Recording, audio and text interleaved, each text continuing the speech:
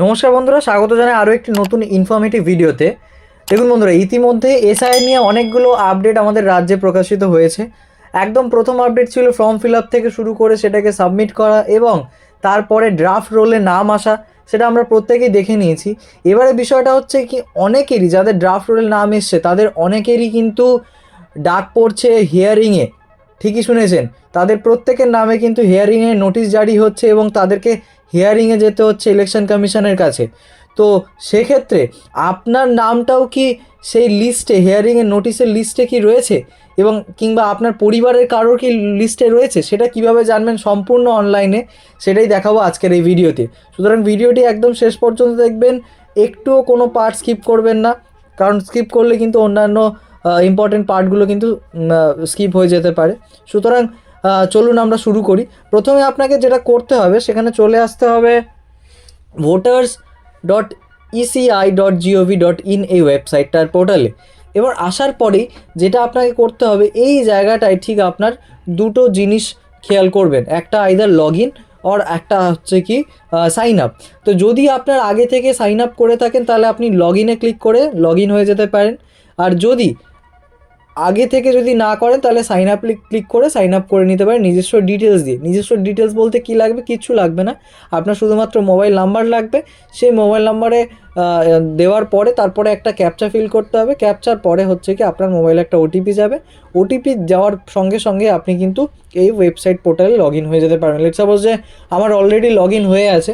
তো এই log in হওয়ার পরের স্টেপটা কী করতে হবে, আপনাকে প্রথমে চলে যেতে হবে এই submit document against notice issued, অর্থাৎ এটাই হচ্ছে কি এসআইআর এর হচ্ছে কি স্পেশাল ইন্টেন্সিভ রিভিশনের হচ্ছে কি যেটা submit document against notice issued, অর্থাৎ আপনার নামে যদি হিয়ারিংয়ে নোটিশ এসেছে কি আসেনি সেটা আপনি এখান থেকে জানতে পারবেন। সুতরাং আমরা প্রথমে এই সবুজ বারটাতে ক্লিক করব। করার পরে দেখতে পাচ্ছেন এখানে এপিক নাম্বার বা নোটিশ রেফারেন্স নাম্বার। ধরে নিন যে আপনার যদি বাড়িতে যদি বিএলও আপনাকে নোটিশ দিয়ে যায়, তার একটা রেফারেন্স নাম্বার হয়, সেই নাম্বারটা এখানে দিয়ে কিন্তু আপনি সাবমিট করে স্টেটাস কিন্তু চেক করে নিতে পারবেন। হ্যাঁ, যে আপনাকে কোথায় যেতে হবে, কি করতে হবে, বা আদেও আপনার হয়ে গেলেও আপনি হয়তো হিয়ারিংয়ে গেছেন, ঠিক আছে, হয়ে যাওয়ার পরেও আপনার কি স্ট্যাটাস রয়েছে, সেটা কতদূর কি হলো সেটাও কিন্তু আপনি এখান থেকে জানতে পারবেন। এটা ছাড়া আপনি আপনার এপিক নাম্বার, ঠিক শুনেছেন, আপনার যে ভোটারের যে এপিক নাম্বার, এটা এখানে একের পর এক দিয়ে হচ্ছে কি আপনি করতে পারেন। এপিক নাম্বার দেওয়ার পরে আপনার এই সেন্ড ওটিপিতে ক্লিক করবেন এবং সেটা যদি আপনার ভোটার কার্ডের সঙ্গে একসঙ্গে হচ্ছে কি লিঙ্ক করা থাকে তাহলে আপনার ওই নাম্বারে একটা ওটিপি যাবে, ঠিক আছে, এবং সেই ওটিপিটা আপনি সাবমিট করলেই কিন্তু আপনি সমস্ত স্ট্যাটাস দেখতে পাবেন।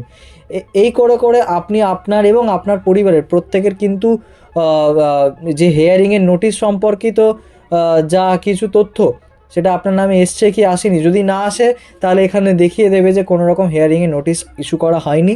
যদি আসে তাহলে বলবে হয়তো যে কন্ট্যাক্ট টু ইয়ার বিএলওর সঙ্গে যোগাযোগ করার জন্য বলবে, ঠিক আছে, এবং সমস্ত ডিটেলস এখানটা দেওয়া থাকবে, ঠিক আছে। তো এই জায়গাটা কিন্তু ভালো করে প্রত্যেকে লক্ষ্য করলেই কিন্তু আপনারা আপনাদের পরিবারে এবং আপনার নিজেরও এসআইআরের হিয়ারিংয়ের নোটিশ এসছে কিনা সম্পূর্ণ স্ট্যাটাসটা চেক করতে পারবেন। তো এই ছিল আজকের ভিডিও, ভালো থাকবেন, দেখা হবে পরের কোনো একটা ইনফরমেটিভ ভিডিওতে। Till then tata, bye bye, take care.